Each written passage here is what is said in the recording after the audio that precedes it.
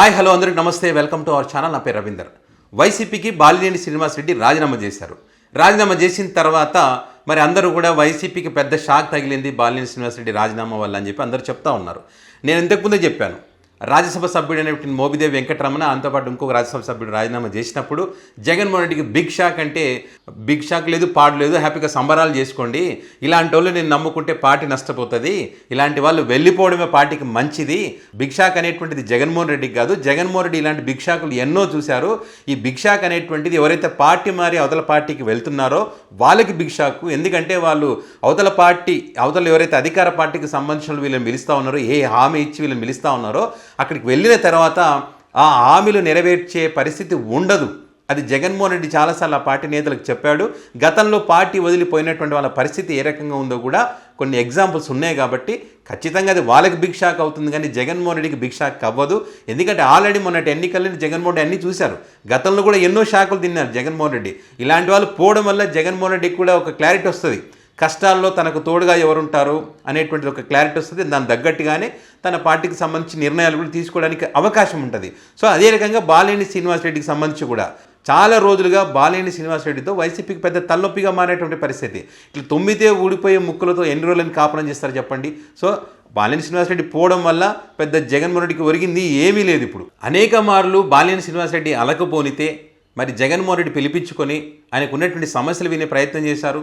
వాటిని సాల్వ్ చేస్తాను, అందరితో కలిసికట్టుగా పనిచేయాలి, పార్టీ గెలుపు కోసం ప్రయత్నం చేయాలని చెప్పి బాలినేని శ్రీనివాసరెడ్డికి అనేక మార్లు చెప్పారు. అంతేకాకుండా మంత్రి పదవికి సంబంధించి కూడా బాలినేని శ్రీనివాసరెడ్డి అలకబోనితే అప్పుడు కూడా చెప్పారు, మనం ఏదైతే మంత్రి పదవులు అప్పుడు ఎవరికైతే ఇస్తున్నామో 2.5 సంవత్సరాల తర్వాత మళ్ళీ వేరే వాళ్ళకి అవకాశం ఇస్తామని చెప్పి ముందే చెప్పాము. అందులో భాగంగానే మార్చాల్సి వచ్చింది తప్ప మిమ్మల్ని కావాలని తీసింది కాదు, మమ్మల్ని కావాలని పక్కన పెట్టేటువంటి ప్రయత్నం జరగలేదని కూడా ఆయనకు చెప్పినటువంటి పరిస్థితి. అయినా కూడా ఆయన అసంతృప్తితోనే ఉన్నారు. వైవి సుబ్బారెడ్డి ఇన్వాల్వ్ కాకూడదు, నేను చెప్పినటువంటి వ్యక్తులకి అక్కడ టికెట్ ఇవ్వాలి, మొన్నటి ఎన్నికల్లో కూడా మాగుంటకి టికెట్ ఇవ్వాలని చెప్పి బాలినేని శ్రీనివాసరెడ్డి కోరారు. జిల్లా అధ్యక్షుడికి సంబంధించి కూడా ఆయన చెప్పినటువంటి వ్యక్తికే ఇవ్వాలని చెప్పి ఆయన బాలినేని కోరడం, అదేవిధంగా తన టికెట్కి సంబంధించి కూడా ఒక చర్చ జరిగింది.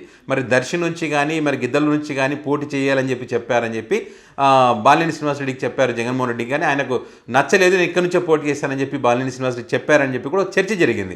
సో ఇవన్నీ జరిగినటువంటి క్రమంలో ఈ మధ్యకాలంలో ఒక మాట కూడా అన్నారు బాలినేని శ్రీనివాసరెడ్డి, నేను ఎలక్షన్స్కి ముందు పార్టీ మారాలని అనుకున్నాను, కానీ ఇది కరెక్ట్ కాదు, పార్టీ మారితే పార్టీలో కొన్ని ఇబ్బందులు తలెత్తేటువంటి అవకాశం ఉంటుంది, ఈ పార్టీకి దెబ్బ పడుతుంది, అందుకని మారలేదని చెప్పి బాలినేని శ్రీనివాసరెడ్డి చెప్తున్నారు. అసలు విషయం ఏంటంటే బాలినేని శ్రీనివాసరెడ్డి ఎలక్షన్స్కి ముందు ఎందుకు పార్టీ మారలేదంటే, ఎలక్షన్ తర్వాత ఫలితాలు ఎట్లా ఉంటాయో మళ్ళీ వైసీపీ అధికారంలోకి వస్తుందేమో ఉద్దేశంతోనే వాళ్ళు పార్టీ మారలేదు. ఎలక్షన్స్ తర్వాత ఒకవేళ వైసీపీ అధికారంలో వచ్చిందనుకోండి, వైసీపీలో కంటిన్యూ అవ్వచ్చు, ఒకవేళ రాలేదనుకోండి ఇప్పుడు తీసుకున్నట్టు నిర్ణయం ఎలాగో తీసుకుంటారు. అది ఆయన ముఖ్య ఉద్దేశంలాగా కనిపిస్తుంది. ఇన్ని రోజులు జరిగినటువంటి పరిణామాలు చూస్తే అదే అర్థమవుతుంది. సో ఈ కారణం చేతనే ఇప్పుడు ఈయన పార్టీకి రాజీనామా చేశారు. ఇక్కడ ముఖ్యంగా ఏంటంటే, ఇప్పుడు ఒంగోలు నియోజకవర్గానికి సంబంధించి ఈవీఎంలో ట్యాంపరింగ్ జరిగాయి, అక్కడ ఎలక్షన్స్ రోజుకి పోలింగ్ రోజుకి కౌంటింగ్ రోజుకి ఓట్ల శాతం తేడా ఉందని చెప్పి బాలినేని శ్రీనివాసరెడ్డి కూడా ఎన్నికల కమిషన్ ఆశ్రయించారు, రీవెరిఫికేషన్ జరపాలని చెప్పి. మరి ఎన్నికల కమిషన్ కూడా ఇక్కడికి రావడం, అక్కడ రీవెరిఫికేషన్ జరపకుండా ఏదో వాళ్ళు ఈవీఎంలో తీసుకొచ్చి మాక్ పోలింగ్ నిర్వహిస్తారు కదా, ఆ రకంగా నిర్వహిస్తే మళ్ళీ బాలినేని శ్రీనివాసరెడ్డి హైకోర్టుకి వెళ్ళారు. ఈ చర్చ అంతా జరుగుతున్నటువంటి ఈ ఎపిసోడ్ అంతా జరుగుతున్నటువంటి క్రమంలో వైసీపీ పార్టీకి రాజీనామా చేసి అధికార పార్టీలో చేరబోతున్నారు. అంతే కదా, పార్టీకి రాజీనామా చేసిన తర్వాత ఆయన సైలెంట్గా ఉండరు కదా, అధికార పార్టీలోనే చేరుతారు. చాలా కాలం నుంచి జనసేన పార్టీలో చేరబోతున్నారు అనేటువంటి వార్తలు మనం ఎక్కువగా వింటున్నాం. అయితే వైసీపీ పార్టీకి చెందినటువంటి ఈ కార్యకర్తలు కానీ అభిమానులు కానీ ఇప్పటికైనా జగన్మోహన్ రెడ్డి గారు ఎవరు పార్టీ కోసం పనిచేసేటువంటి వ్యక్తులు, ఎవరు పార్టీ కష్టకాలంలో ఉంటే తోడుగా నిలబడేటువంటి వ్యక్తులు, వారిని గుర్తించి వారికి పార్టీలో మంచి స్థానం కల్పించాలని చెప్పి ఇప్పుడు కార్యకర్తలు అభిమానులు కోరుకుంటున్నారు. నమ్మకస్తుడు అని చెప్పబడినటువంటి మోపిదేవి వెంకటరమణ ఆయన ఓడిపోయినా కూడా మంత్రి పదవి ఇచ్చి ఆ తర్వాత మళ్ళీ రాజ్యసభకు పంపిస్తే ఈరోజు అధికారం కోల్పోయిన తర్వాత వేరే పార్టీలో చేరినటువంటి పరిస్థితి మనం చూసాం. ఇప్పుడు బాలినేని శ్రీనివాసరెడ్డి కూడా ఈయన కూడా బంధువు కాబట్టి జగన్మోహన్ రెడ్డి గారు కూడా ఇలా పార్టీ కష్టకాలంలో ఉన్నప్పుడు ఎవరైతే పార్టీకి దూరంగా ఉంటారో, ఎవరైతే పార్టీని వదిలిపెడతారో, భవిష్యత్తులో కనుక మళ్ళీ వాళ్ళు పార్టీలో చేరాలనుకుంటే అలాంటి వాళ్ళను దూరం పెట్టడమే మీకు మీ పార్టీకి చాలా మంచిది. అయితే బాలినేని శ్రీనివాసరెడ్డి రాజీనామాకు సంబంధించి తన లేఖలో ఏం రాశారనేది ఒకసారి మనం చూస్తే కనుక, ఎందుకు రాజీనామా చేయాల్సి వచ్చిందనేటువంటి అంశాలు చూస్తే కనుక ఆయన లేఖలో ఏం పేర్కొన్నారంటే, గౌరవనీయులైన వైఎస్ఆర్ కాంగ్రెస్ పార్టీ రాష్ట్ర అధ్యక్షులు వైఎస్ జగన్మోహన్ రెడ్డి గారికి కొన్ని కారణాల రీత్యా వైఎస్ఆర్ కాంగ్రెస్ పార్టీకి మరియు పార్టీ సభ్యత్వానికి రాజీనామా చేస్తున్నాను. రాష్ట్రం ప్రగతి పదంలో వెళ్తే ఖచ్చితంగా రాజకీయాలకు అతీతంగా అభినందిస్తాను. అంతిమంగా ప్రజాశ్రేయస్సే రాజకీయాలకు కొలమానం కదా.